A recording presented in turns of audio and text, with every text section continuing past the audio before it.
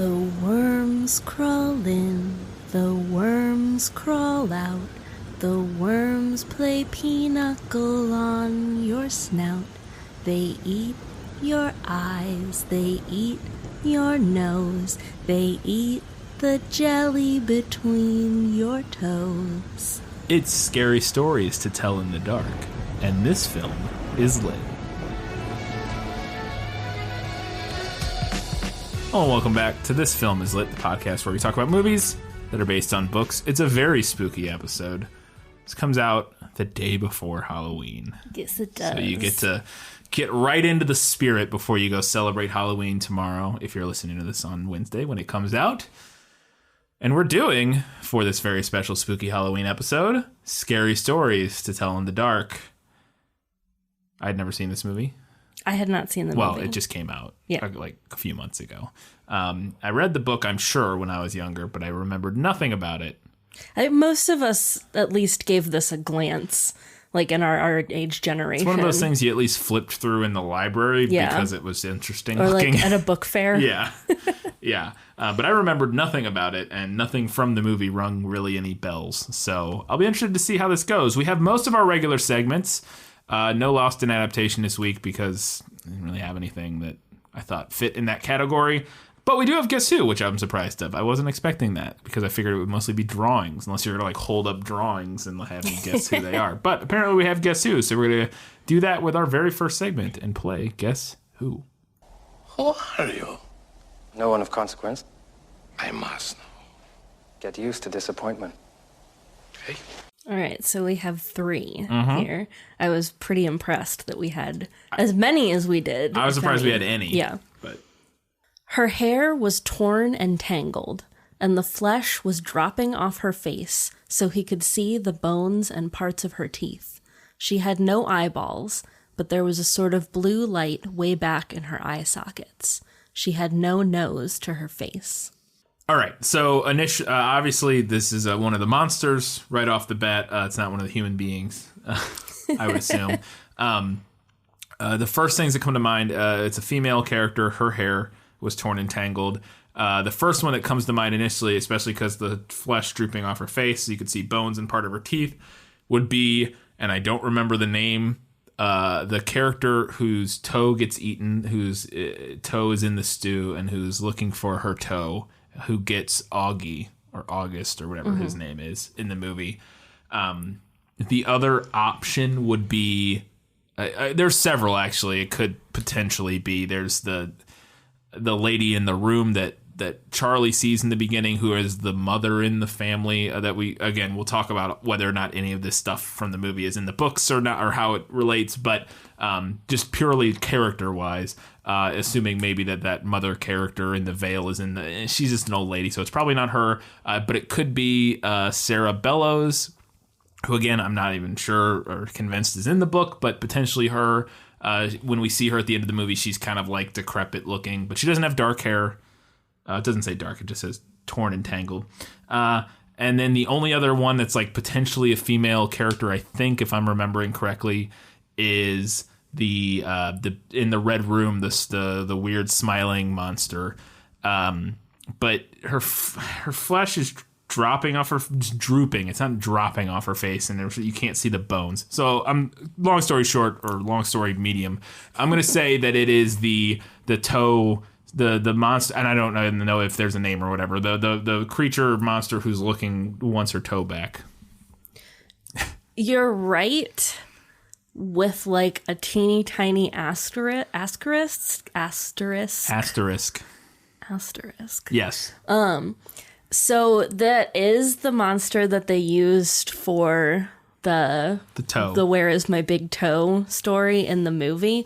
In the book, it's actually from a different story called The Haunted House. So it's like the haunted house is in the movie. Yes, there is that chapter at the end, or when they get to the haunted house, that chapter starts writing or whatever, and it says the haunted house. But so that actual character is from. Okay. Like the way that it looks is from the haunted house story. Is that character searching for its toe?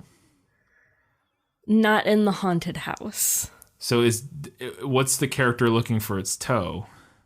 Is it a different description? Yeah, it's just like a creature. There's not a description of it or a picture in the book for the big toe story, which I assume is why they borrowed an illustration from. Okay. So real quick, sorry to interrupt. Very obviously for this and for this whole episode, this is one you're going to want to follow us on social media on. Yes. Because this is one of those ones where we're going to take stills of the movie and we're going to put them next to pictures, illustrations. We're definitely going to do from the book. I mean, you could go find the book, but we have the book. And you follow us on social media, you'll be able to see these side-by-side comparisons to see. Because I was wondering, I was like, well, how do you know it's the same character? But obviously, if the illustration is very similar, then it's very obvious that that's the character they pulled. Right. And I want to talk a little bit more about this later. But one of the things that they did for this movie was they put a lot of effort into like trying to make the actual illustrations come to life. Yeah. So it's very like true to what you would see in the first editions of these books.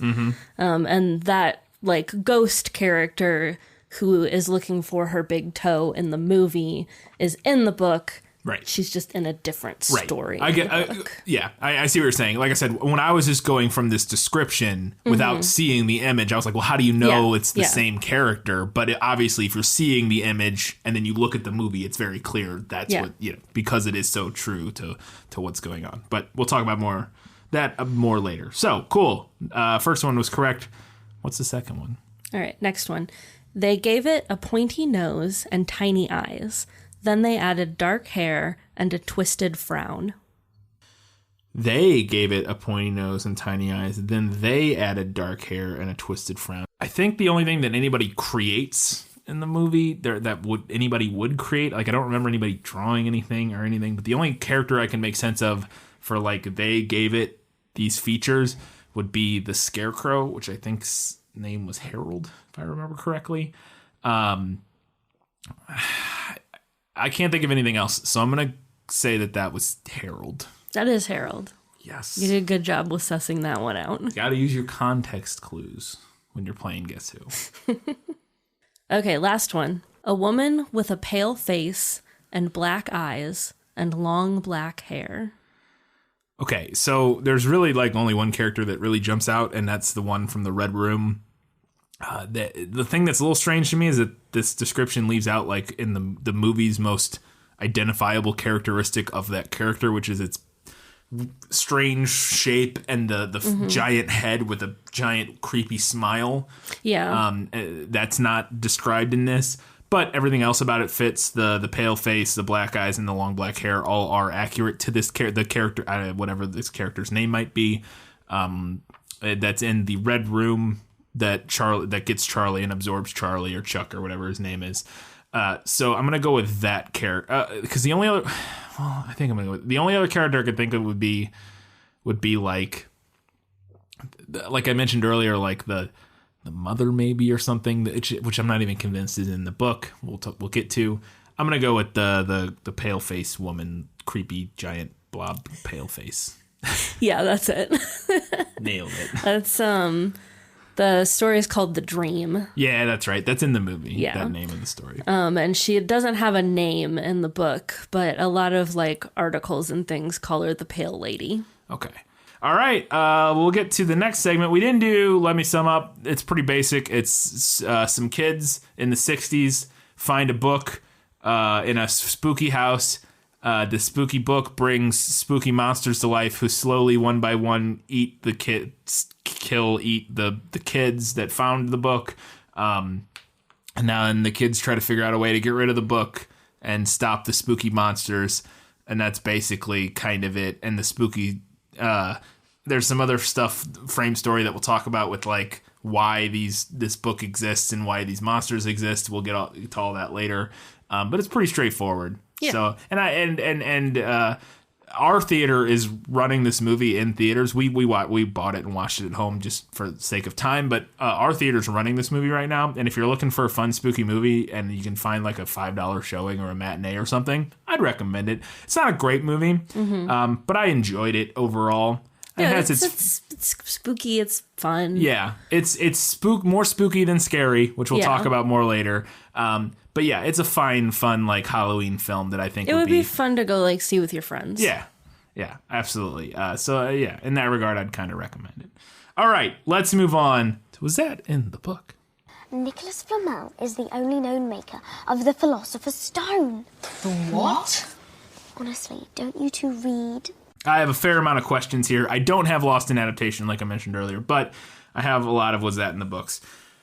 First, does this book or any of these stories take place in the 60s? The movie takes place in 1968. But more importantly, not only does it do this, I guess my question isn't just specifically does the stories take place in the 60s? Do they take place in any distinct time period, or are they just sort of more generic? This is a spooky story. They're more generic. There's not. I mean, some of them you could maybe like read it and try to place and it like date them based on technology it might or take something. place sometime in this time period, but no, there's not really any distinct time period. Yeah. And then kind of, I guess this is like a bunch of questions that I have rolled into one. The frame story of this movie of a bunch of, and I'm assuming that this is not in the book, but a bunch of kids finding, that are friends end up finding this spooky house. They find this book in it.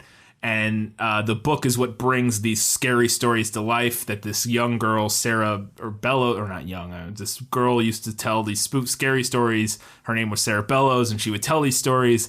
And there were scary stories, and they're kind of become this myth within the community, blah, blah, blah. That whole deal, and including that, like, these main characters that exist. Is any of that from the book, sort of the frame story of this movie? Is any of that in the book? No. That's okay. That's what I figured. So the movie has the frame story of the group of friends that find the haunted house and find the book, and then it has the kind of frame around that of the haunted house and Sarah Bellows and her abusive family. None of that is in the book. Okay. It's all for the movie. So the book, Alvin Schwartz, the author, he's actually a folklorist. Yeah. So these books are stories that are collected from folklore. That makes sense. You know, they're urban legends, they're campfire stories, and he kind of collected them all into this book and like retold them for kids. Yeah. So that's what the books are. Yeah. That's what I remembered, and that's what I thought. Do any of the characters share the same names from that you recall from the short story? Because in the movie, the main characters that we're following, their names end up getting written into the stories, and that's how they know who's going to die or get taken because of that story or whatever. Are any of those names the same? Well, Harold's name is the same. Right. And there might be... One of the characters in Harold's story might be named Tommy. Yeah. If I'm remembering right. But a lot of times in these stories, the characters don't have names. Okay. You know, a lot of them, like, aren't even, like, 2 pages long. Yeah. They're very short stories. Yeah. No, they definitely are. There's a lot of them in here, and they're... Yeah. So the Big Toe story, which is one of the things we see in the movie, about a big toe... A boy was digging at the edge of the garden. The character's name in the book, I'm looking at the book right now, it's just a boy. And in the movie, that character is August or Augie or whatever they call him. It looks like in most of these, the characters are unnamed. They're just the boy, the uncle, the man, blah, blah, blah. The old woman. So it's a lot of just... Okay, in Harold's story, there are 2 other characters, and one of them is named Thomas. Okay. So that's the same. There are, and this story, The Thing, which I don't think is in the movie, has several characters, Ted Martin and Sam Miller. So some of them do, and some of them may. We would have to go find specifically all of the ones that match up to the movie. But yeah, a lot of these stories don't have character names. Yeah. So, okay, cool. Does the movie have any, and this is a small element of the film, I asked you, does the movie, does the book or any of the short stories that you read have any sort of commentary on or metaphors for racism that you noticed? Because that's an element of the movie. There's a character who's Hispanic, and people are racist to him several times. Not in the ones that we're talking about here. I mean, I would have to... I didn't go through and read there are 3 of these books, so I didn't read everything for this episode. I read the ones that I knew we were going to be talking about. Now, they are folklore, and they are urban legends, so I could see maybe there are stories here and there that have some elements or metaphors in them regarding that, but not the ones that they used for the movie. Yeah. Okay, that's kind of what I figured. The movie, to be fair, doesn't really do anything with the racism thing. It doesn't really get very deep. Doesn't. It was one of my big complaints about the movie in general, and we'll get to it, is that there's some good ideas, especially the main story. I think when we hit the end has kind of an okay payoff with the main character, Stella and Sarah, I think is okay. We'll talk about it later, but some of the other elements of it don't feel real well thought out. And like the element with the racism where like the bully is like racist and like he's racist, he gets killed. And then we move, like, there's no like through line. The movie doesn't continue to comment on it in any real way. Just kind of racism is bad, I guess. Like, okay. Next question. We kind of already addressed this, but I just want to ask specifically. So one of the stories you read in preparation for this was the haunted house. Mm-hmm. Does that haunted house bear any resemblance to the Bellows house that we get in? Because my question originally was, is there a specific spooky haunted house in the book? And now there is a chapter or a story called The Haunted House. Yes. My question was, is that at all related to the house that we get in the movie? I mean, aside from it being a house and having the ghost of a wronged young woman in it, no. Okay, but there is some element of inspiration there of there's a young woman who was... Yes. wronged in some way. Yes. Because that's interesting. It sounds like maybe they took the haunted house story and expanded the mythos of it for the film. Yeah, in a way. Changed it. Changed it. Because I saw, just glancing through the haunted house chapter, I saw the word the preacher a lot of times, and there's no preacher really in the movie necessarily. Okay, interesting. So the whole Sarah Bella storyline was added, but maybe expanded from the haunted house short story, and maybe even pulled some other elements from other stories you either didn't read or whatever. Potentially. It's possible. We don't know for sure. So I'm going to get into some of the details because we hit the point in the movie where we actually get to where like basically the way this movie works is that the book starts writing these scary stories, and then these things start happening to our main characters. And I'm assuming that these scary things that start happening are individual stories from Scary Stories to Tell in the Dark.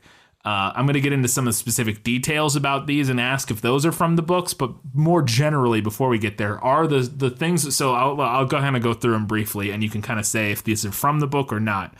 We talked about the toe. That's from the book. We talked about Harold. That's from the book, the Scarecrow. We talked about... we didn't talk about the spiders coming out of the girl's face. Is that a story? Yes. Okay, so that's from the books.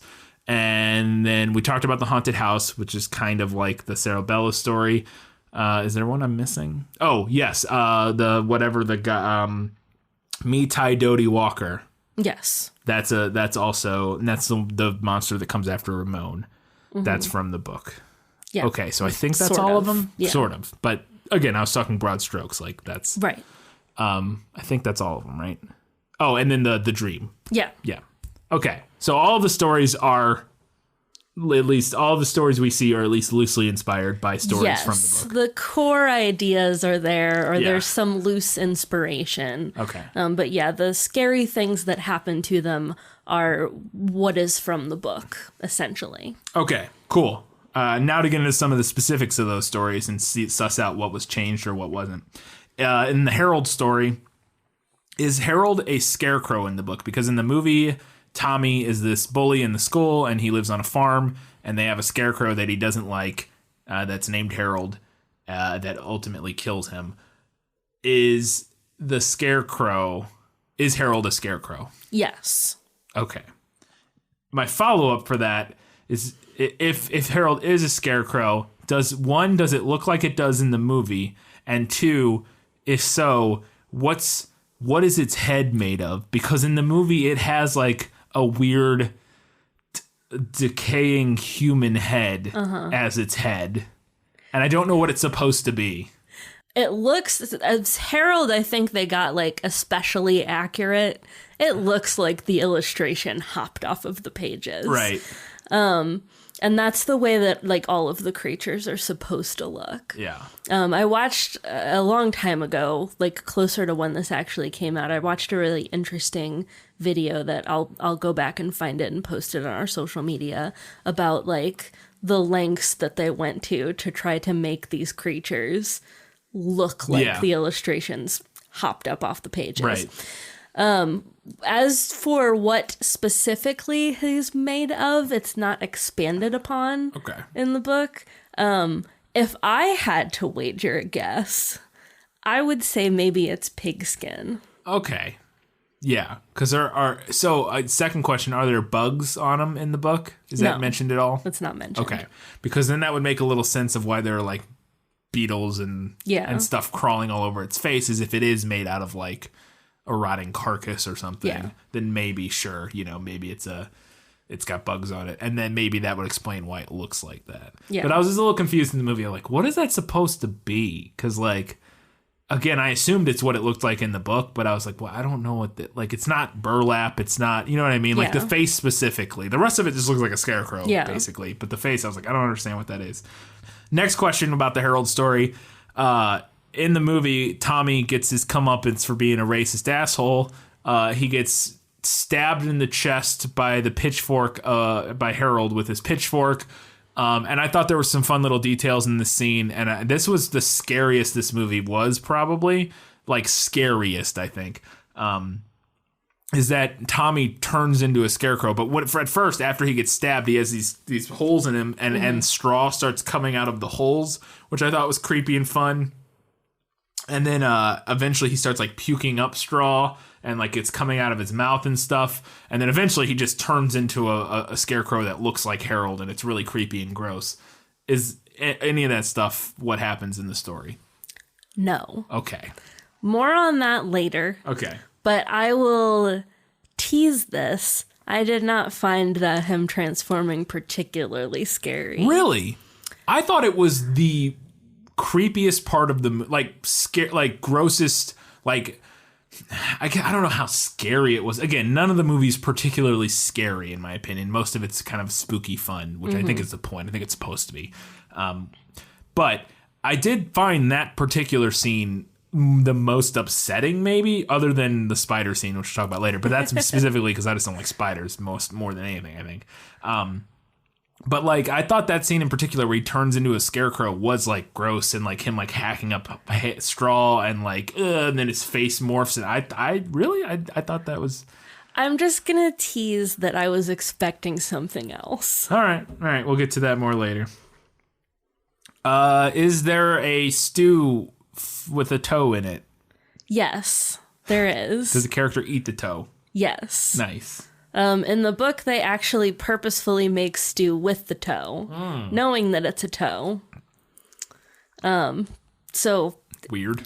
I mean, it's kind of a gimme for like a spooky campfire story, right? I think, which that probably wouldn't have worked in the context of this frame story in the movie. Yeah.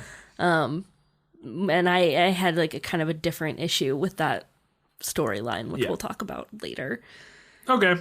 Speaking of the spiders and the cheek scene, don't like that. Didn't like that scene. Not a big fan of that scene. Not particularly big on spiders. I'm less scared of them than I used to be when I was younger, but I still don't particularly like them. And in particular, the idea of them burrowing out of my cheek, truly horrifying. They don't show a ton of it in the movie because this is like a PG-13 movie, and they're kind of riding that line of like what they can show. But is that we talked about the stories in the book. Do the spiders burst forth from somebody's cheek or skin or something in the story? Oh, yeah. That one, like the core idea of it is spot on. Obviously there's like more detail about who the girl is in the movie. But she does get like a spider bite on her cheek, and they do come like bursting out. Don't like it. And I think that's one where you can really tell that some of these stories are like urban myths. Yeah. Yeah. Like, oh, this one girl, she got a spider bite, and then the spider laid eggs in her That's cheek, absolutely that one of kind those. Oh, the spider laid eggs in your ears, and then or up your nose or whatever, and then the spiders eat your brain, and it's one of those for sure. Very, very much feels like a folklore story. Yeah. Absolutely. I did not like that. We talked about obviously because it's a Guess Who that the creepy red room smiling monster is in the book. And this is what I touched on it earlier, and we'll know for sure once you post the pictures, but does it have the weird shape and face that, because again, the description just said black eyes, black hair, whatever, pale face. Does it look in the book like it does in the movie? Yes. Okay.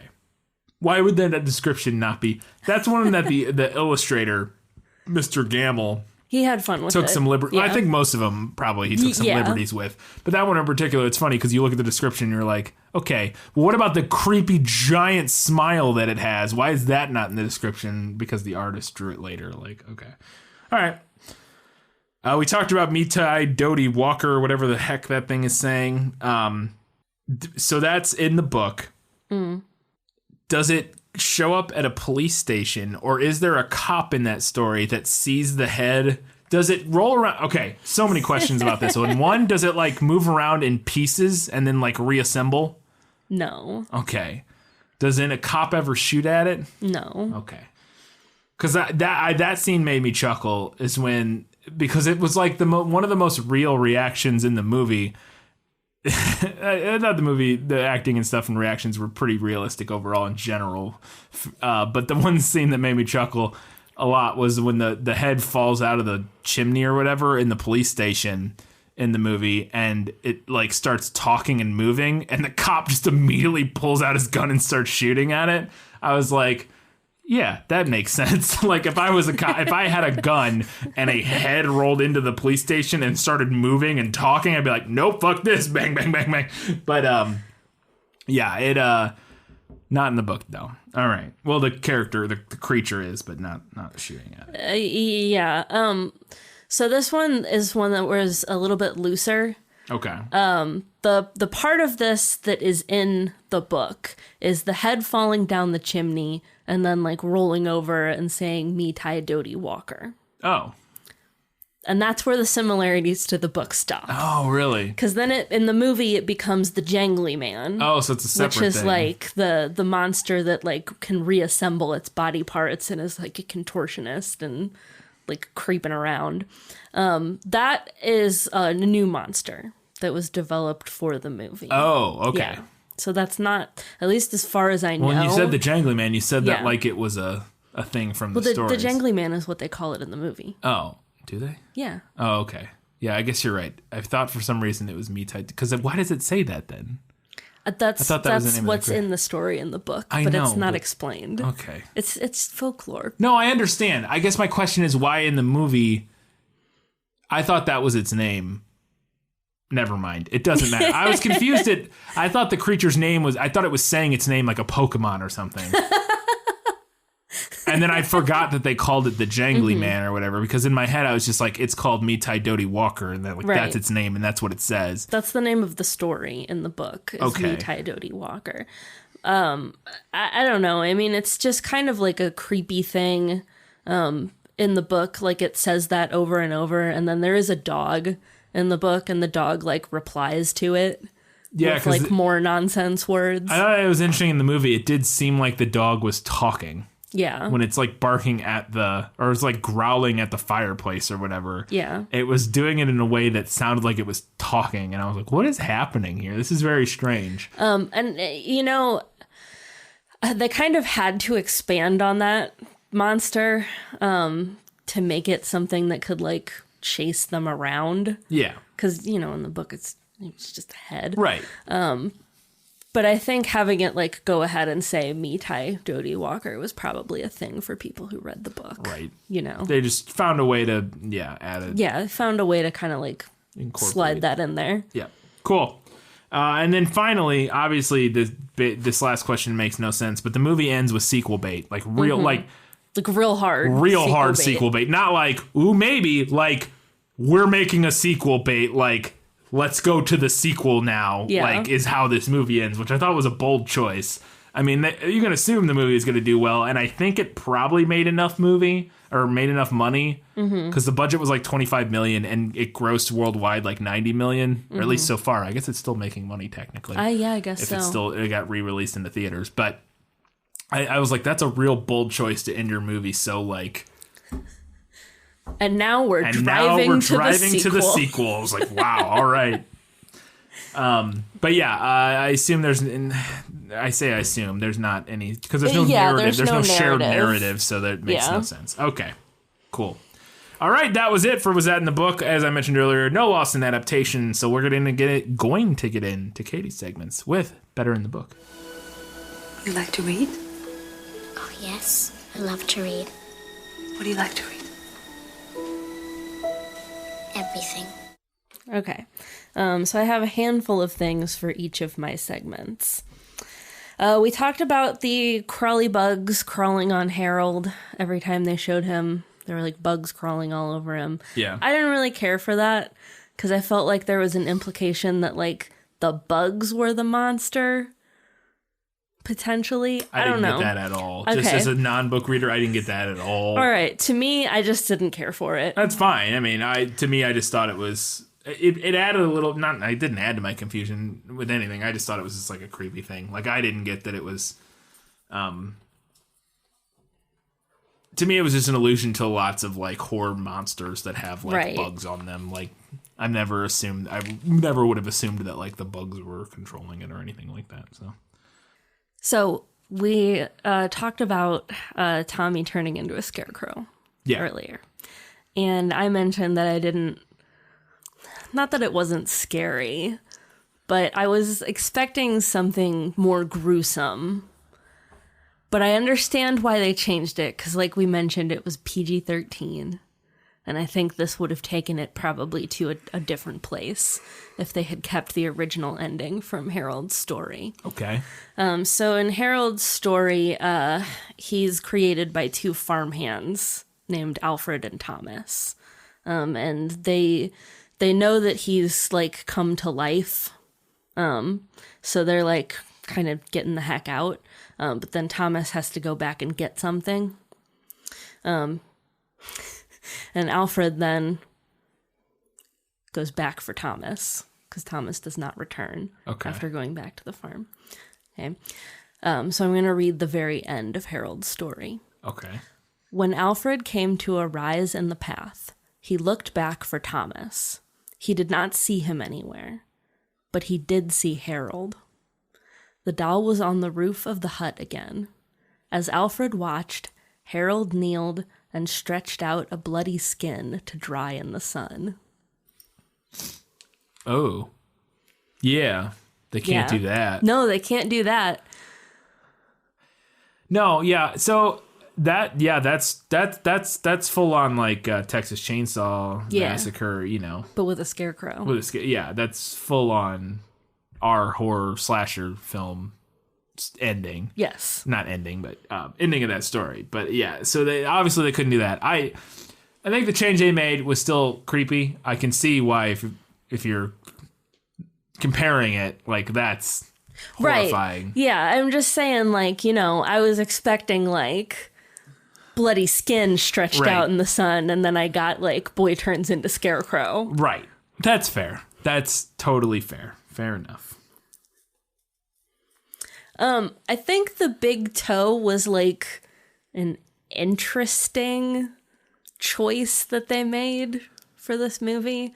Like, if we're picking stories, there's 3 books to choose from. Right. And we're picking stories. I feel like a big toe was an interesting choice. Yeah. I think, like, for it to work in the context of the frame story that they built, the stew just has to, like, appear there. Because it doesn't make any sense for them to purposefully make stew out of the toe. Yeah. Like what happens in the book. So the stew just, like, appears in the fridge, is what we're supposed to think. Yeah. But to me, it didn't feel earned in the movie. Like, I don't know, maybe if that hadn't been the second story that they used, like the second creepy thing that happened, like it just didn't feel earned to me. Like that idea of the stew just like appearing there. Yeah, I don't know. That was for me. It just felt like by that point, because what was the first one was Harold. And I was like, once a scarecrow comes to life and murders a kid and he turns into a scarecrow, I'm pretty much down for anything. Like a mysteriously appearing stew doesn't like knock my socks off at that point. Like, I mean, fair enough. I don't know. There's something about it that just didn't, like, it was a gimme that didn't work for me. Okay. In the movie. Yeah, that's fair. Yeah, for me, it just fit in line with like, oh yeah, this is what we're doing. Like when the story starts writing, just magical weird things start happening, and whatever that is doesn't really matter. Like, I was just on board at that point for whatever the book said. Creepy shit was gonna happen, so I was like, fine. I think one of the reasons they chose it, I think in particular, they went with a couple.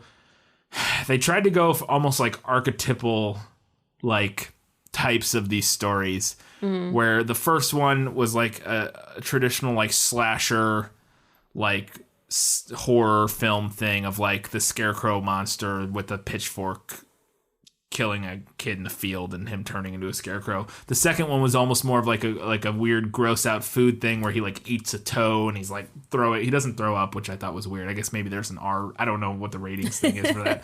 But like I felt like he should have thrown up after he had a fucking human toe in his mouth or whatever.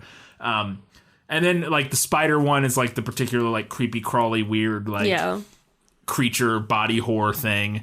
And then the one in the red room dream one is like just sort of this weird off-putting, like I don't understand what's going on, like mind bendy, like where it's everywhere he turns, the creature's there and it's just slowly getting closer. So I felt like they were trying to go with like a bunch of different types of like scary things, you know what I mean? Yeah. And that the toe one is just kind of like was like their like a gross out one gross or out whatever. I guess would be my guess at what they were going for there. So it worked fine for me. It was whatever. I didn't have any strong feelings on it. I also felt like in that scene, I mentioned that the creature that they used for the big toe scene in the movie was actually the ghost from the haunted house in the books. Yeah. And I felt like that was kind of a waste of that character because they don't really show it. Like, we don't really get a good look we get at like that a creature. Far away look. We get like a far away kind of look hallway. and then like a really quick shot when it grabs him. And like to me, that particular illustration is one of the creepiest and one of the most iconic. And I felt a little bit like that was a waste. Yeah. Like they wasted it. I was kind of expecting them to use that creature for Sarah Bellows. Yeah. But yeah, that would have been interesting. That would have probably made sense just Yeah. looking at the illustration. yeah. Although in the narrative of the film, she's an albino, so her having dark hair doesn't make any sense because that character has dark hair. But I'm just saying, like, yeah. But in general, they could have done something like that. Yeah. And we'll talk about it when we get to like the general odds and ends notes and stuff. But I think this movie had a bit of a hard time figuring out how much to show of the creatures, and I don't know if they hit the right balance. And we'll talk about it more. Well, let's talk about it now because there's no reason to put it off. I think the movie would have benefited a lot from showing less. I would agree with that. But also showing more. I would also agree with that. So what I think the movie fails at is I think it shows us the creatures too much for too long, but not with enough detail or close up enough for the creepiness of the illustrations to come through fully. Mm-hmm. So what I mean by that is, and now a lot of that is probably to do with like budget, because so that it would have been cool if they would have done like practical effects and mixed it with CG, but this is all CG monsters. Supposedly that's what they did. Supposedly. If they did, they didn't do a great job of it, Yeah. because I couldn't tell you which ones were practical. No, sorry, Sarah Bellows at the end is practical makeup. Like, Now, supposedly, the jangly man is like a lot of it is CG, but like when you see it like walking around, supposedly that's a contortionist with like a motion capture suit. Sure, but it's still CG, so much CG on top of it yeah, that I it just agree. looks like a CG monster. And I thought the jangly man was particularly not great looking as far as CG goes. I thought that whole sequence was fun, but again, not. I think the thing that the movie doesn't capture is how creepy it captures what the creatures look like, but not like the monsters and whatnot from the books look like, but not how creepy they are to look at. And I think the problem with that is we both see them for too long. Like, let's talk specifically about the monster you talked about, the toe monster in the movie.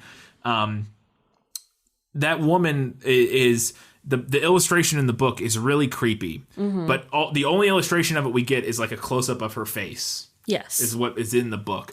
In the movie, we never get that shot. If we do, we get it for like that split second when she grabs him or whatever. Yeah, but we get a very long takes of her like walking down the hall like shuffling from far away, and so it sort of kills the scariness of it. Like when we're sitting there watching long shots of this creature shambling down the hallway slowly and like looking at it, like it's hard to explain. I think the movie needed less. We needed to see the creatures less overall, but when we did see them, needed to be more impactful. No, yeah, I think you hit the nail on the head. Like, yeah.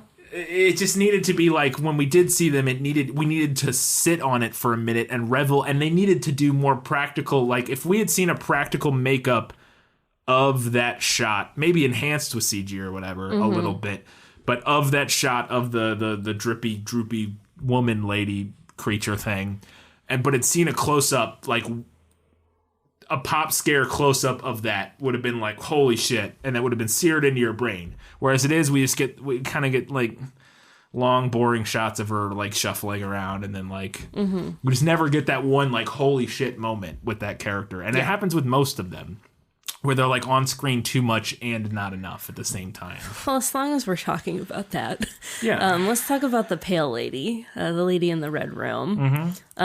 She looks like she did in the illustration, but for me, like her moving and like on film, I thought was kind of silly looking. Like I didn't find that scene particularly scary. I thought like the beginning of it was kind of off-putting, but like the closer she got to him and then like when she hugged him, I was like, okay, this is kind of silly. It felt not scary. Yeah. It felt, I don't disagree, because it was kind of creepy and off-putting. I think they needed to do something with how she moved or some sort of effect to like make her, when we saw her closer up, I 100% agree that it stopped. And because it happens so many times and she's on screen so long and we keep getting closer and closer, by the time she gets to the scary part where she gets him, I was like, and you know, and I also think rather than like showing her envelop him into her arms, have her reach for him, hard cut. Yeah. And then the pen is there. Yeah. Or no, I agree. That would be good. The other option is while she's enveloping him, he needs to be more terrified. Yeah. Because he's just like, because you could do that scene of him being enveloped and like, and have it be horrific. But he just kind of is like, ugh. Like, he's just like, what? Okay, I guess. And then it's like, you know what I mean? Yeah. Where I'm like, because you can do that scene where if he's freaking out, I can put myself in his head and of the idea of like slowly being enveloped by this weird creature can be a horrifying idea. You know, it's like claustrophobic and like, and like you don't know what's going on. But the way it plays out in the movie isn't that scary, because he's just kind of like accepts it and like, and I'm like, all right, well, I guess if he wasn't that scared by it, I don't know if I should be at this point. Like, yeah. And then this is not a better in the book thing, really, because the frame story wasn't in the book. But a problem I had with the movie was that they should have teased his a supposedly recurring dream of this pale lady way earlier. Yeah. Like, they failed at setup, remind, payoff. Yeah. Like, they reminded us right before they go in to talk to the really old black lady. Yeah. Really old quote. Yeah. We'll talk about that. Yeah. And then they pay it off, like, immediately Yeah. at the hospital. But there's no setup for it. No, I agree 100%. Because what they should have done is, and I'm surprised they didn't do this, is he should have, easy way to do this is when he goes in that, the armoire in the beginning of the movie, he opens the doors the one time and he sees, he goes in, he hides, it's the old house, he opens the doors and he sees the old lady sitting at the bed or with the dog or whatever, and he's like, what? And then he shuts the doors and then he opens them again and he's in the hallway. And he sees the pale woman at like the end of the hallway or something, and he's like, "What?" And then he shuts the doors, and then he hears something walking up, and then the same thing in the movie happens where August or whatever opens the doors, and it's like, oh, you know. But then you would at least have set it up the first time, as like, what's going on with that? What is that? What is this gonna be? And then he reminds us at the lady's house, and then it pays off. But yeah. The screenplay was the weakest part of this movie, I think, probably.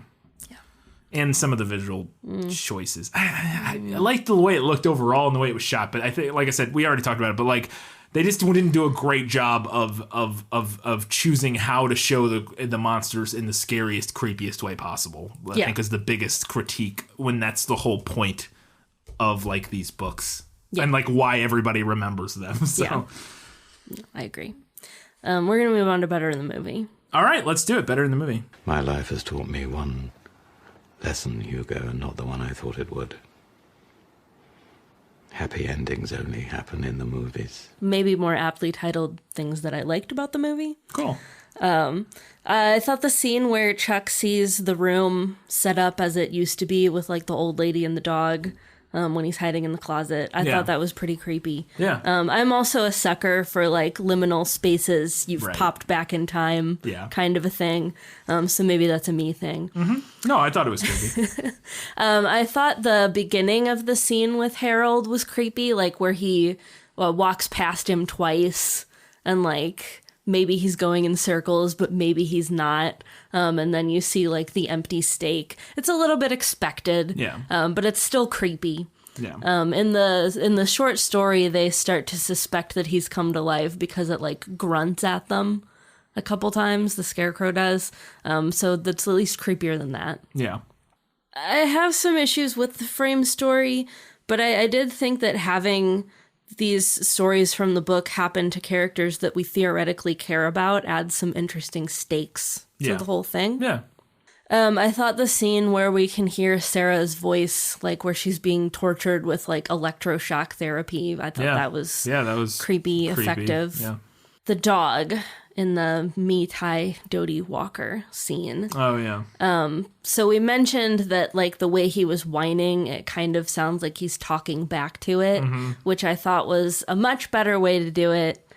And I understand like the folklore elements in the short story that's in the book. He like sings nonsense words back to the creature, which I think would have just read as silly in the movie. Yeah. The dog also dies in the book. It like drops over dead. So the dog doesn't die in the movie. I always enjoy when the dog does not die. So that was better for me. Yeah. I will say, and I would be interested to see this. I was wondering, and I don't know if this is the case, and somebody else I could go back and look and try to figure it out. But when the dog sounds like it's in the movie, when the dog sounds like it's talking to the jangly man or whatever, I, for a minute, was like, is this dog doing Morse code? It sounds like it's growling in Morse code. Interesting. There's like a rhythm to its growls that is very unnatural. And that's why I think they're going for like the talking. Yeah. But it's because it's the same like growly pitch over and over again. It sounded like Morse code. And now I'm wondering if it was like Morse code or something weird like that. I don't know. I doubt it. But it was... I doubt it. Well, never mind. But yeah, I was like, this dog doing Morse code? What's going on? But yeah, I think it was just supposed to be like talking. Also, side note, our cat scared the poop out of me during this scene. Oh, yeah? So our cat, Albus, who is an adorable chonk. Yeah. He's a fat cat. He is. He will lay on his side and sleep, and he makes like cute wheezy sounds when he sleeps, like little tiny little cat snores. Yeah. Which on its own is super cute.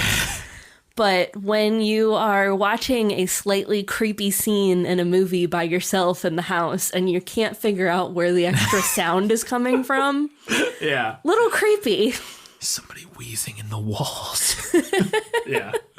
Because it was like kind of right on the tails of like the dog whining. Yeah. And then I could hear like this little wheezing sound coming from somewhere. And I was like, what the fuck? He knew. He was adding ambiance for you. He was just trying to add to your movie going experience. That was it for Better in the Movie. We've had just 2 things in the movie nailed it. As I expected, practically perfect in every way. Just 2 things. A lot of this is pretty different. The monsters, the creatures. Yeah. I talked about how much effort they put into like trying to make the illustrations pop off the page. Yep. So while they didn't necessarily nail like how much to show us and for how long to show us, the look of them is spot on. Yeah. And I think that's the thing that's most frustrating about the fact that they didn't quite nail how to show the monsters was that when you look at them, you can tell these look how they should look. But if they could have nailed the ratio of when and how to show them, it is very frustrating. Yeah, it would have been so much better.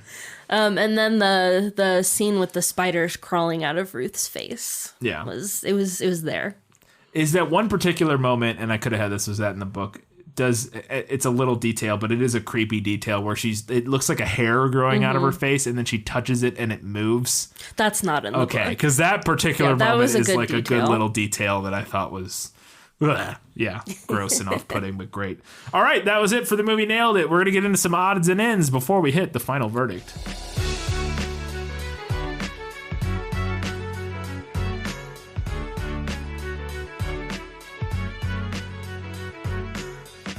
All right, odds and ends. I have a lot of notes here. We've talked about some of it already, but you also have a fair amount. I do have a fair amount of notes. Since the whole entire frame story is not in the book, I was kind of struggling with where to put some things. Yeah, that's kind of what I was, I think, too, and why I have more notes here than normal. But. Yeah. So immediately, as soon as I started watching this, I was like, hey, the Hearse song is in this. Yeah. That's a song that's actually in the first book because there's a section of like folklore creepy songs. Yeah. It's called The Hearse. It's the music box theme that repeats throughout the movie. I sang it at the beginning. Which you got a little taste of at the beginning. The whole beginning, the whole frame story. So I this whole frame story in general and sort of the characters and the setting, it's set in the 60s, which I wasn't expecting. I wasn't expecting that either. And in the frame story, the way it sets up, we're introduced to Stella and August, or Augie and Charles. All felt a bit generic. It is. It's very Goonies. Yeah, Goonies, Losers Club, Stranger Things, Stand By Me, It. Yeah. Literally take your pick of any sort of coming of age spooky thing of the last 50 years. I think it would feel less generic if it didn't come after Stranger Things. Yeah. Like Stranger Things and the It remake yes. both of those came out before this, I think, I'm pretty sure. I mean, I know Stranger Things did. I think the It remake did too as well. And I think if both of those things hadn't come out before this, it would feel a little less like, okay. Yeah. Been here, done this. And to add to the similarities, our main girl is kind of a nerdy redhead. Yeah.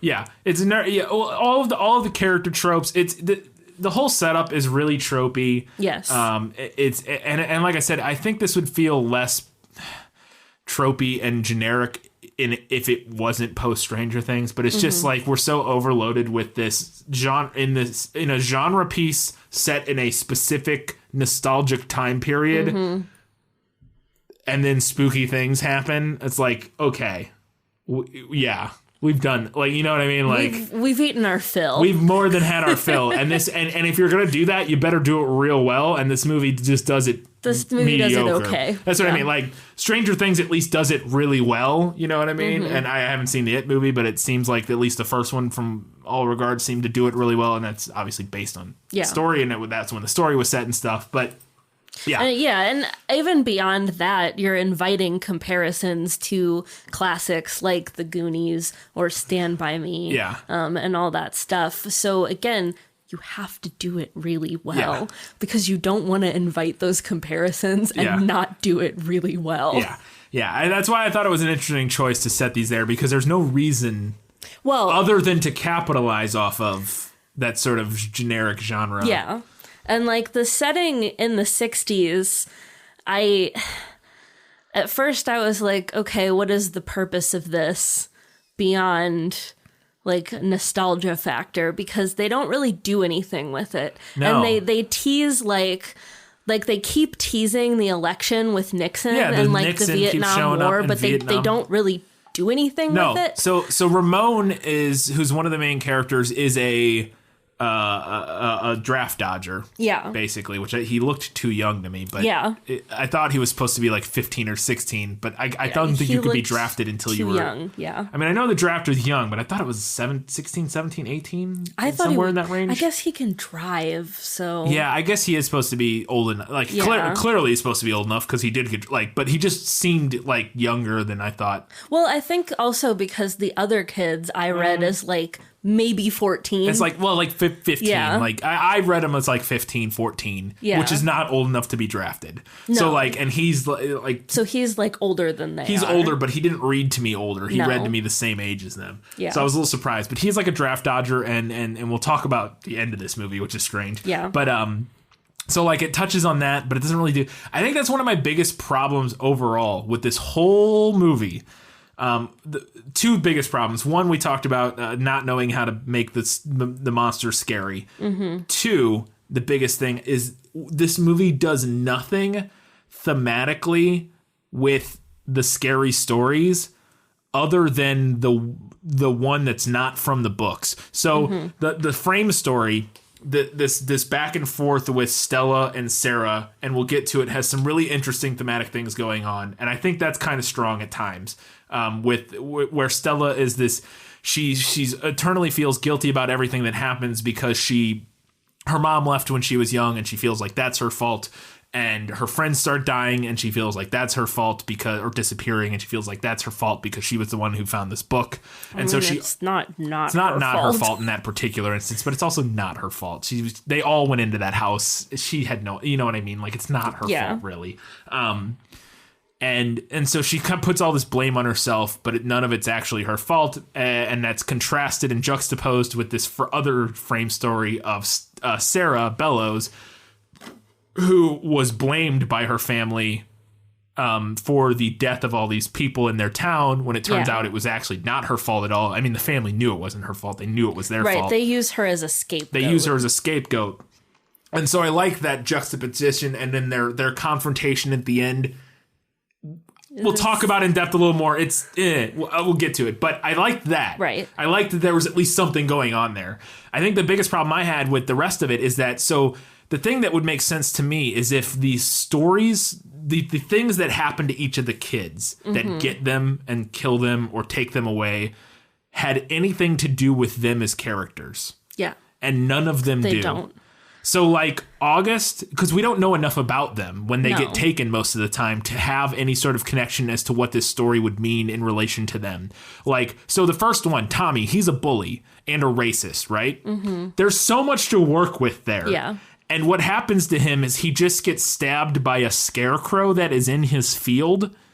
There's no correlation to like his character flaws or what's bad about him, because that seems like what you should do with this. Now, I know that's not really the point of these stories, right? No. Like they don't have like morals necessarily. Right. But if you're going to add a frame story, Yeah. and if you're going to expand on it, and if you're going to add themes, And you're going to add and main characters that we're supposed to care characters, about and that have character. you need to see that through. Right, because like these stories are just like the boy found a thing and Yeah. then a spooky thing happened. Right, I get that. But yeah, when we're introducing characters and you're setting them up and wanting us to care about them, and you're kind of giving them flaws in some way. And that's the thing that's really wild to me is they kind of almost go there in some cases, but then don't. Like, for instance, the sister of Charles is she's an actress, or she's like in the school play or whatever, or musical or whatever. And ultimately she's the one that gets a spider bite that comes out, and the spiders burst out of her face during the big night of the play, and she gets covered in spider bites and taken to the hospital. What they don't do, which seems so obvious, is make her very vain. Yeah. And make her think it's a pimple, which she does. She does think it's a Right. pimple, but really lean into that and like make it about vanity. Or some, you know what I mean? Yeah. Like make it a critique on her vanity. And that's what I think with that one, they at least tried. that one's the only one they even got close to trying tried. with. Yeah. But all of the other ones, like the thing that happens to Augie, it doesn't have anything to do with his Augie's just a character. dude who's like kind of likes his other friends. He's indecisive about. He likes both Stella, it seems like, who's the main female character, and his friend Charles's sister. He likes them. He has crushes on them. It never goes anywhere. Nothing ever comes of it. At least in this movie. Again, there's a sequel potentially.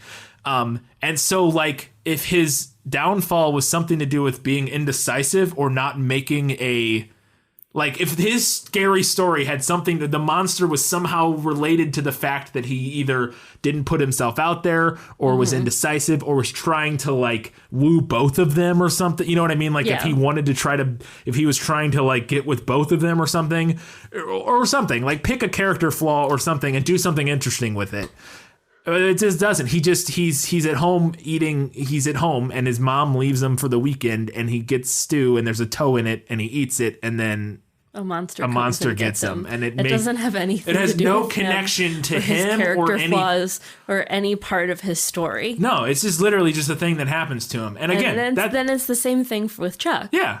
But we're told that this is supposedly a recurring dream that he has. Yeah. But it doesn't have anything to do with any kind of like character flaws. Like if he had him. if we had set up that he has some fear of like isolation or something. Or which- like claustrophobia, maybe. Yeah, but something. It doesn't do any of that. And now I know that like maybe they don't want to like go too close to like some other movies that do that type of thing. But I think if you're already going to be as generic and tropey as this movie is, at least lean into it and do like really do it. Like at least like make a good, satisfying, tropey, cliche ridden movie.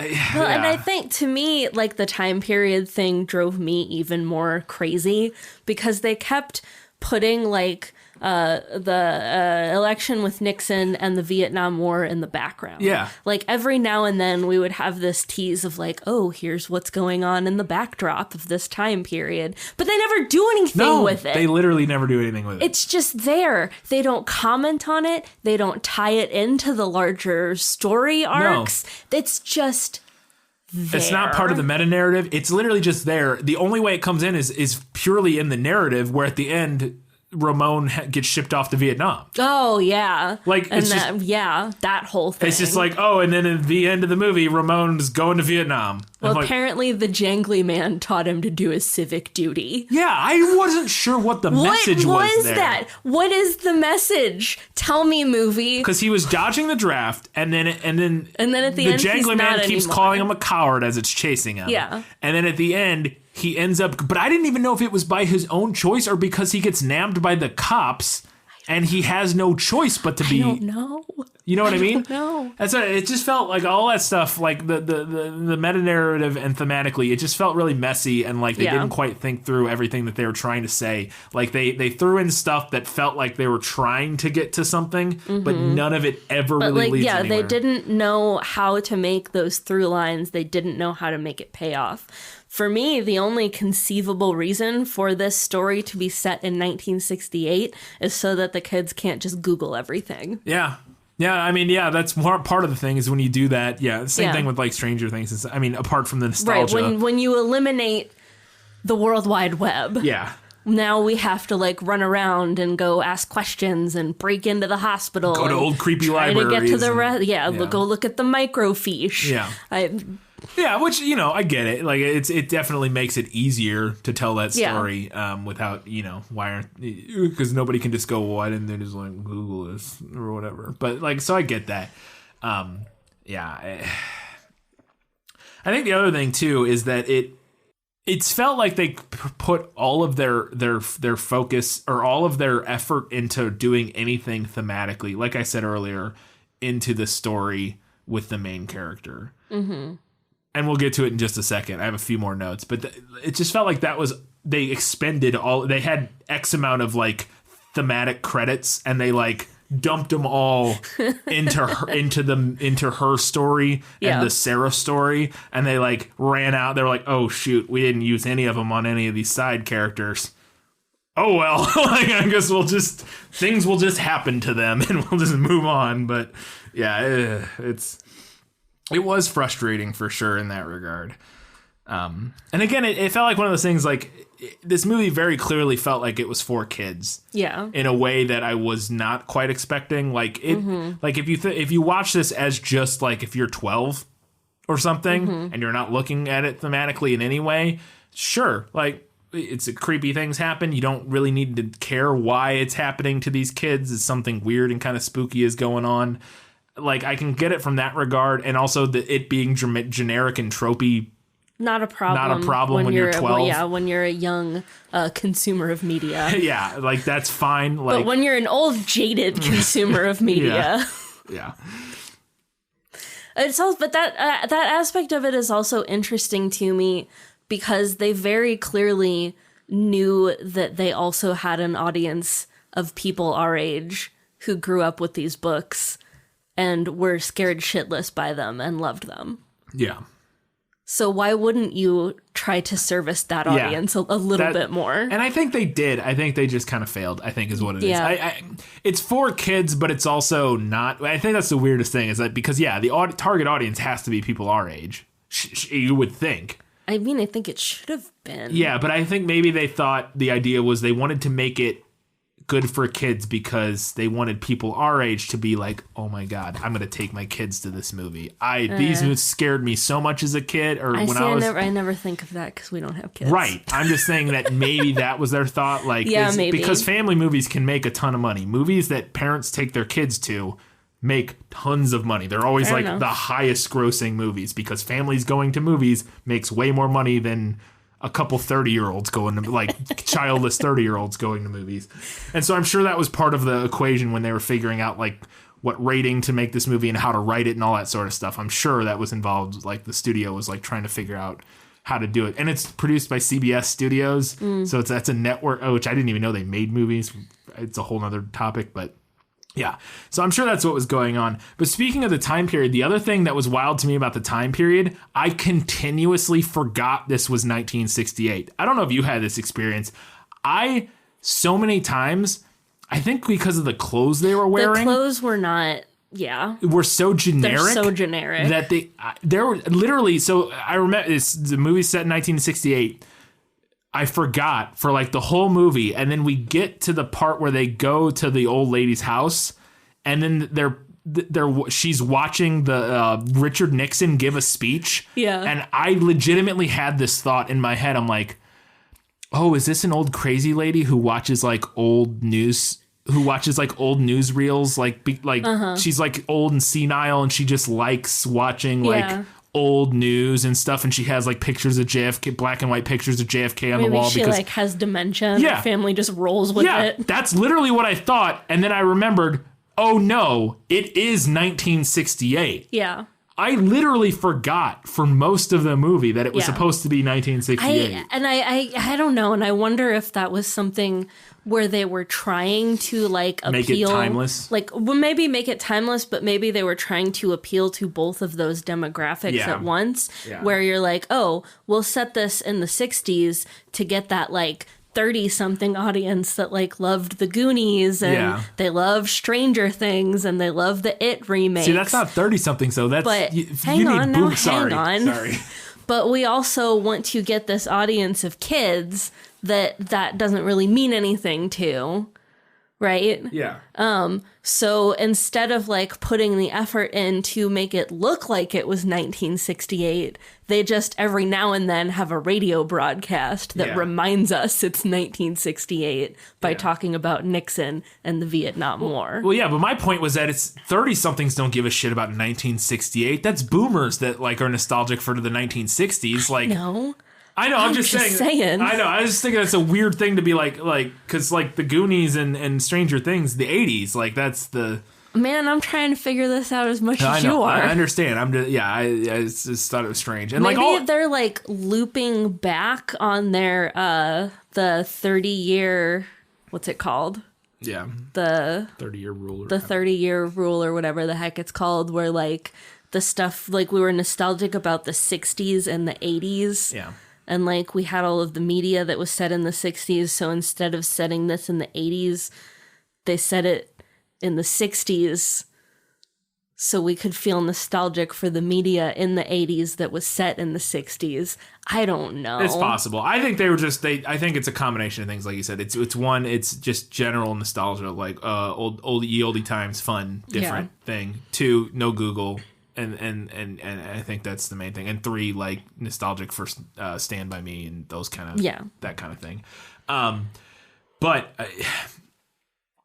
I mean, like, I don't think there's anything incredibly inaccurate in the time period. Like all the cars are 60s cars, all the stuff. Yeah. It's just something about watching it. I would routinely forget it was the 1960s, and maybe that was the point. Like maybe they were going for like a timeless, like it's maybe the 60s, but like.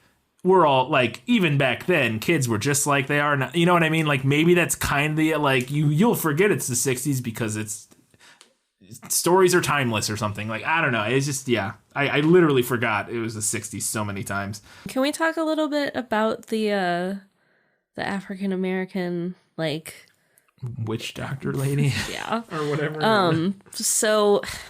They come while they're looking at the microfiche. Yeah. They come across a thing that says like that the Bellows family blamed the servants that they had for teaching Sarah Bellows black magic, which is not true in the larger narrative of the story. But I thought that was interesting because it's very like Salem witch trials. Yeah. Which is something that can also arguably reference the 60s with like the Red Scare and all that. But again, it's like another thematic thing that they just don't do anything with. Nope, not at all. I mean, we get the little moment at the end where she helps Sarah hide under the table and then doesn't rat her out to her parents, but they find her anyway, so it doesn't matter. But like...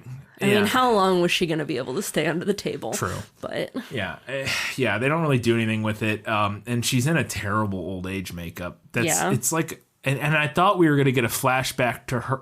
I was like, why would they get somebody who's clearly like in her 40s or 30s or whatever to play an 85 or 90-year-old woman and put her in just and like the worst old age makeup. It's just, she doesn't look 85 or 90. She just looks like a middle-aged, like a 40 or 50-year-old woman in mediocre to bad old age makeup. It was very strange. I was like, all right. Yeah, because they don't show her as like a younger person. No. So yeah, and that's what I was wondering. I was like, well, obviously we're going to see her younger if they're going to get a younger actress to play. But we see her as a kid, but like, we know. But yeah. So why not just hire? Why not just hire a 95-year-old woman? Yeah. Who knows? So interesting choices being made all over the place. Yeah, it was very strange. Okay. How many more notes do you have? I have a few. One, I have some quick hits here. Oh look, she put the book back. That's a pretty solid decision for a character in a horror movie that they usually don't make. It ends up not helping or mattering. Yeah. But I thought that was interesting. Another one. I don't think, did they actually lock up 16-year-old white girls in jail cells overnight in 1968? I find that hard to believe. I find that incredibly hard to believe. Certainly probably not right next to the young Mexican boy. Yeah. So. Yeah, I was like, I don't buy this at all, movie, but sure. Okay. This line, it's in all the trailers, and it's a good line in theory, but in practice in the film, terrible line. So and it belies how little they thought thematically about the story. Okay, so and it's what drives me crazy. So the line is at one point, Stella with the book, she says, and it's like I said, it's in all the trailers. You don't read the book reads you. Cool line, like fine, like good, fun, spooky horror movie line. But it doesn't make any sense in the movie because the book doesn't reflect anything within the characters. That's that thematic problem. Like again, had the characters been dying or disappearing in ways relevant to them as characters, that line makes perfect sense. Great line. But since that doesn't happen, it's a stupid line. Like it doesn't mean anything. It was like, oh, okay, so the book reads you. What is that? No, it doesn't. It just, the book kills you. You don't read the book kills you. It doesn't really. The book just straight up murders your ass. Yeah, I mean, that's accurate. It's not a cool line anymore. So, yeah, I was really frustrated by that because when you see that line in the trailer, you're like, nice. Good line, writers. And then you see the movie and you're like, what idiot came up with that line? Okay, great. I just have one more thing that I want to mention before we talk about I wanted to talk about the end. Yeah, the end. Okay, so when they figure out that Ruth is the next one that something's going to happen to. Ruth is the sister, the one who gets spiders. One with the spiders. Yeah. So they're running through the school and they're checking the bathrooms. And I assume they knew she'd be in a bathroom because of the story, I guess. Yeah, but I'm sure it's from the story. I don't know if you noticed this or not. We might need to go back and watch this. So they run into a bathroom and there's a group of like 3 or 4 girls in there. And the reaction that they have when all the kids run into the bathroom is like they were doing something in there that they weren't supposed to be doing. I did not notice this at all. And I was like, what are they supposed to be doing in here? Like maybe they're supposed to be like smoking in the bathroom. Yeah. I didn't notice any like cigarettes or smoke or anything. I didn't notice this at all. I was like, what? We're going to have to go back and watch that because I need to know what the hell was supposed to be happening in that bathroom. And maybe I like overread it. But, like, to me, the reaction that these, like, unnamed characters have when all the kids burst into the bathroom was like, oh, shit, hide whatever it is we were doing. Huh. I don't know. I missed that completely, so I have no idea what you're talking about. But we'll go back and look at it. But, yeah. All right, let's talk about the ending. We talked about it a little bit, but I really, really want to talk about this ending. So I was really mixed feelings on the ending of this movie. Mm-hmm. Like, I think there's a kernel of a good idea / message at the end of this film. So basically it comes down to it's kind of complicated and hard to explain, but Ramon is being chased by the devil, by the jangly man, and Stella has transported back in time basically, or whatever, into an alternate reality with the Sarah, like with the family in their mansion. They're both in the mansion, but Ramon's in like modern time in the rundown mansion. He's in 1968 and she's in 1898 or whatever. And she gets confronted by Sarah Bellows, who is the one who's who writes these stories with her blood, and by doing so sends these creatures after people, these monsters after people. And Ramon says to himself as he's being almost grabbed by the monster, tell her the truth. And Stella says to Sarah, you have to stop doing this. You have to stop hurting people. It sucks what happened to you, that your family did what they did to you, because at this point they've kind of sussed out the mystery, or what happened with Sarah, and that her family abused her and basically scapegoated her for these kids dying, even though she wasn't responsible, and abused her and mistreated her and blah, blah, blah. And she goes, you got to stop doing this. What they did was on them, but what you're doing now is on you. And this is your choice, and blah, blah, blah. And I think there's a good message buried in this ending. And this, again, is at least thematically interesting. Where Stella confronts her, and I think what they're going for is this message of not letting abuse define you, not directing your rage at the wrong targets, all that sort of stuff feels like what they're going for, but I feel like the execution of it feels a bit clumsy and off the mark, and a little bit shaky. victim blamey, almost. Yeah, where it's not victim blamey, because I get what, like. It's mixed, because it's what makes it mixed, because I could tell the movie was like, the point is, don't let your abuse define you. Learn from it, grow from it, direct your rage at the right people, blah, blah, blah, because she does start hurting innocent people as a result of this. But also, it feels a little weird for Sarah. The way that Stella says to her, like, what you do now is on you, and puts it on her, like, it feels a little like dismissive of Sarah's abuse, almost. Like, I don't know, because like, again, it's what makes it complicated for me, is that she's right, but also like doesn't mean she's not an asshole for like saying it. I don't know. I just had a really hard time with how the movie executed what it was trying to say there. It made me feel a little gross while overall agreeing with the point, if that makes any sense. It's like it's that meme where it's the screen cap from The Simpsons. They're just like, she's right, but she shouldn't say it. Yeah. Yeah, and it's not that she shouldn't say it. Maybe the better way to do it is if Stella had also been a victim of abuse or something, so that it was one victim to another, whereas maybe that would make it feel better, maybe? I don't know. I think for me, what makes this kind of shaky was that Stella's story was underdeveloped. Yeah. We have this idea of like, oh, her mom left and she feels responsible. And a couple times they tease at the idea that like, everybody gave her a hard time about it when she was a kid, and like all the other kids like told her it was her fault.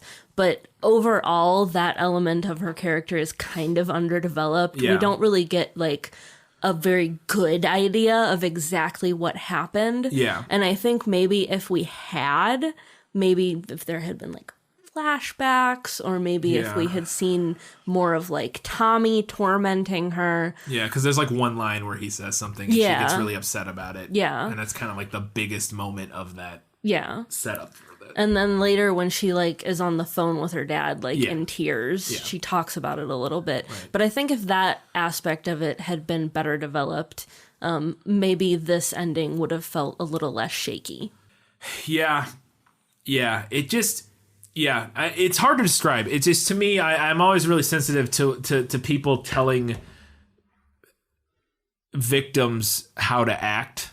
And now, again, she's not wrong in the sense that Sarah is literally basically murdering innocent people as a result of this, and that's not a good thing.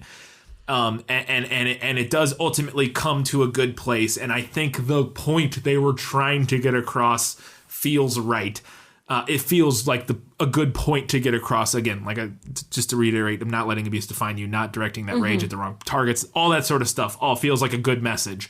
I just felt like maybe if it had been delivered in a different way, slightly different way, or maybe, again, if they had shared, I don't want to say that she had to have been abused it just felt a little strange to me. I don't know. It's just something about it. I felt a little off, and I was like, I don't know. It just doesn't quite work. Maybe instead of telling her, like, what you do is on you. Yeah, that was what made it really... Yeah, have her say something about, like, don't become like them. Encourage you're her a better to, like, writer than me, yes.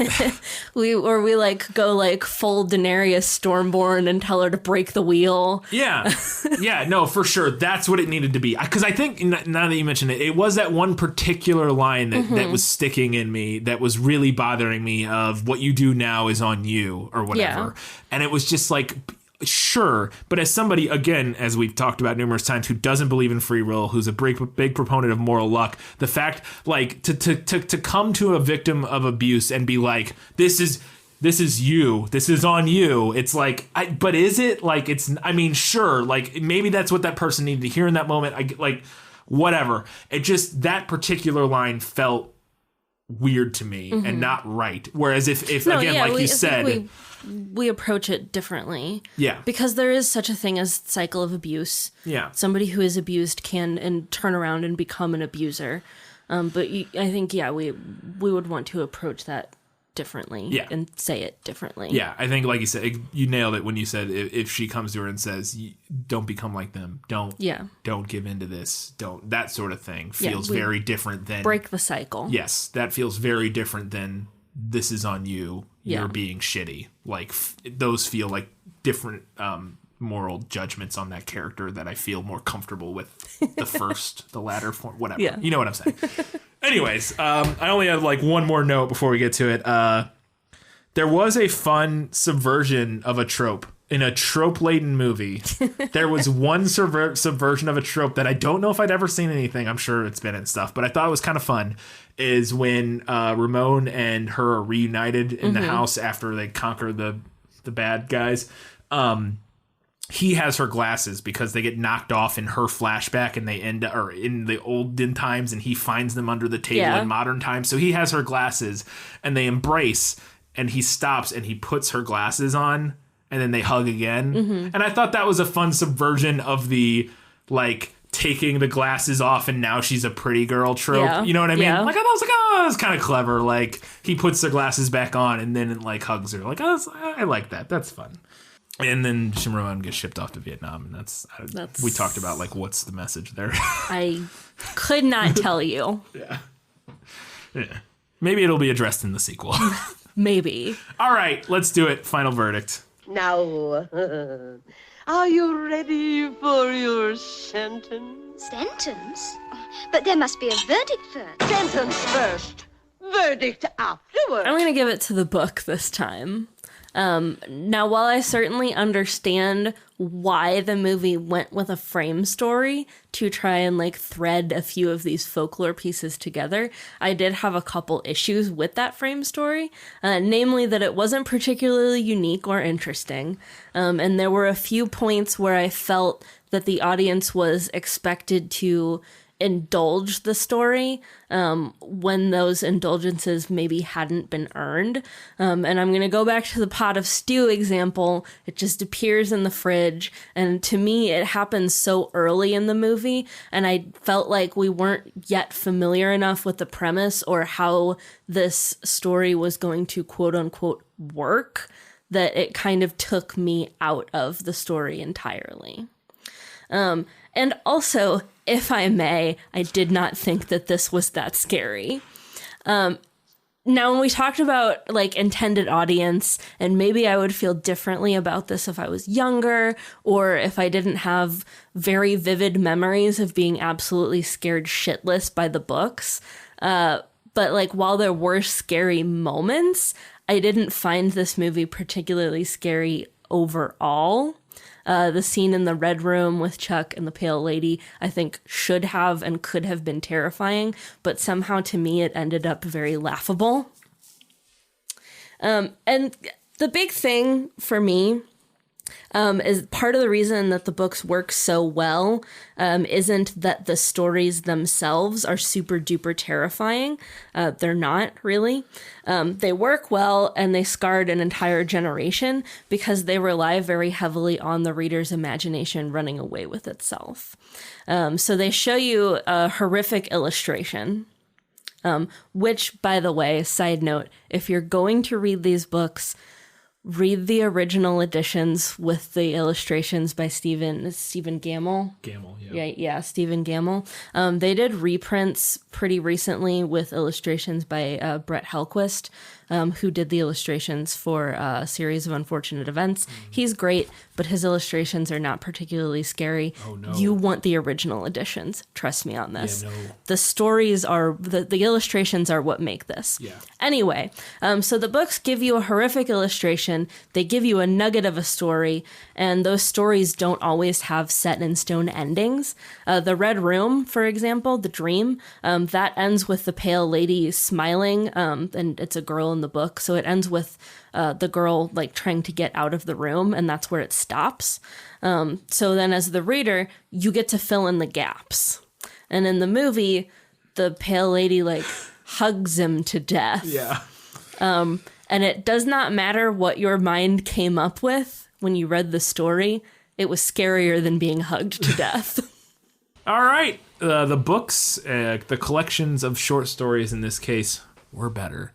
Before we get to what our next episode is going to be about, if you could do us a favor and rate and review us on iTunes or anywhere else you can download and rate our podcast, that would be fantastic. You could do us a big favor by sharing us around on social media. If you have a subreddit that you frequent, that you like, that you think would be good to share our podcast on, do that. That's immensely helpful. Also, you can do us another big favor by following us on all the social media, Facebook, Twitter, Instagram, Goodreads, the subreddit. On Facebook, Twitter, and Instagram for sure. Katie will be posting the side-by-side comparisons of the illustrations from the book with the still frames from the movie of the creatures, the monsters, so you'll get to actually get a direct comparison if you don't have a copy of the book anymore or can't find one. So yeah, look out for that. Follow us, like I said, on all those social media platforms. We also do all kinds of other stuff. You can comment our prequel episodes. We read your comments about which you preferred, so you can comment and interact, and we'll respond and talk to you about the differences and what you liked and what we liked and that sort of thing. So check us out. And Katie, what's next?